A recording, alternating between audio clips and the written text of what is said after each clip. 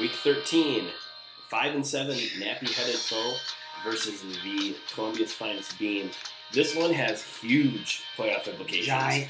Ginormous. Basically, if Beans wins this game and Bertucky or Hips loses, he is in. Doug's back in. If Foe wins, should be in too.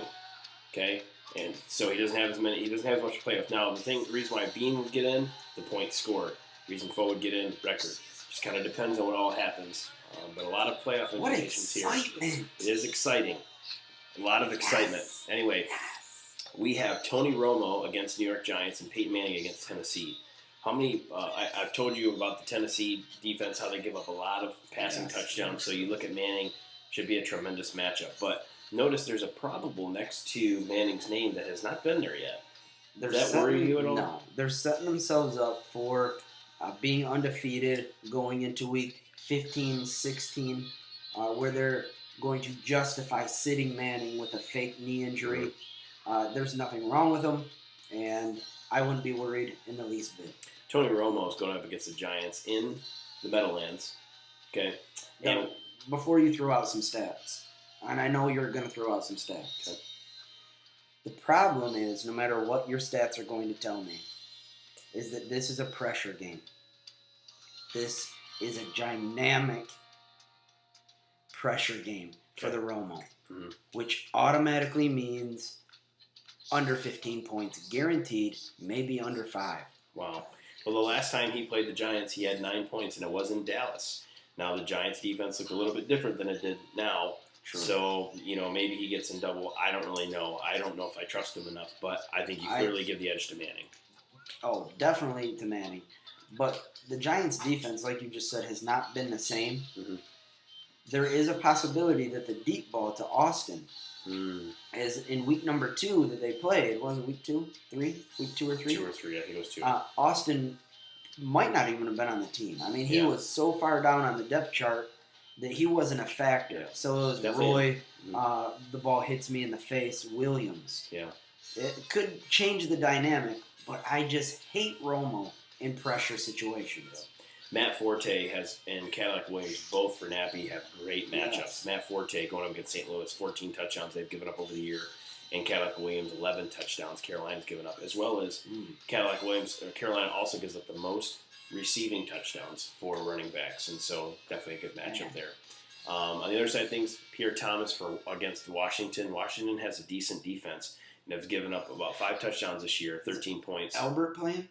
That's still questionable. That's why I think that one kind of just hinges on that. If Albert doesn't play, I think you can upgrade Thomas' status. Still, the problem with Mike Bell being around, I don't get it because I watched a Patriots game and it looked like Thomas is the better running back there. He looked like it on Monday. For some reason, they don't believe that. It's frustrating as an owner, but what can you do? Must be wanting to keep him fresh. Yeah, fresh. Anyway, wide receivers. Beans is going to roll 4 wide here. Now, that's a risky play, and had he done it last week, it might have made a little bit more of an impact. He still wouldn't have won.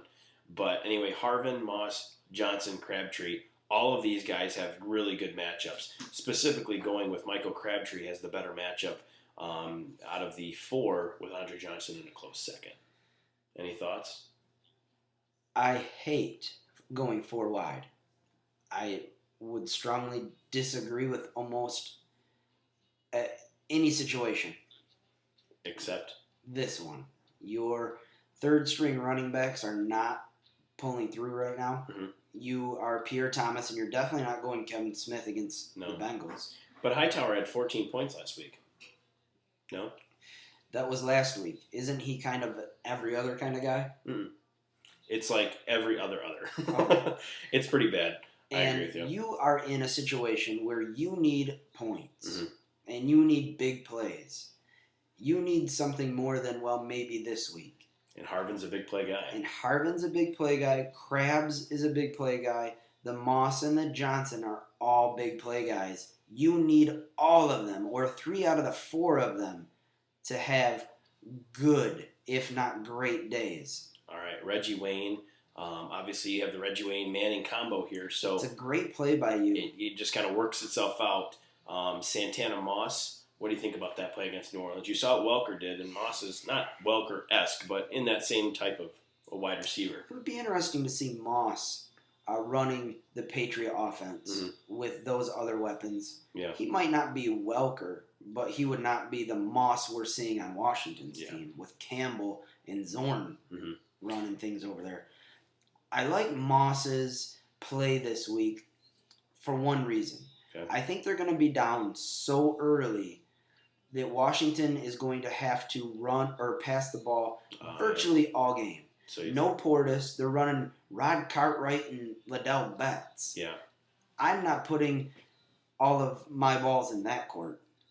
I'm running my chances with Moss maybe breaking a big one against the Saints defense. Lavernius Cole against Detroit, we like that matchup too, just because. Who doesn't? Yeah. When you go to the tight ends, Jermichael Finley, which I know you have slight man crush on Jermichael Finley against Baltimore. Something about them yellow pants. But the Baltimore Ravens have only given up 4 touchdowns this year. Shenko against Arizona. The Arizona Cardinals have given up 6 touchdowns this year, and about 8 points per week. So they're giving up a little bit more. I'll give the edge to Shenko here. Draw. Okay. I can't go against Finley. Now, as far as the defense concerns, there has been some collusion that you have received an email about. I have. I have not dealt with the situation, but I have received an email that I'm going to be forced to set up an investigation. He looks like he's going to play the Jets, but everyone knows he's going to go get the Chargers tonight because his buddy Michael released them. I'll have to wait and see what your ruling is on that. They're not. It's not going to be pretty. The Buccaneers against the Cardinals, and Carolina Panthers. Carolina Panthers give up about 12.5 points to opposing defenses. It could be worse this week, Dougie, because Delhome's not even playing. It's Delhomme. No, he still hasn't thrown it to the right team. Okay. He's not earned the Delhomme.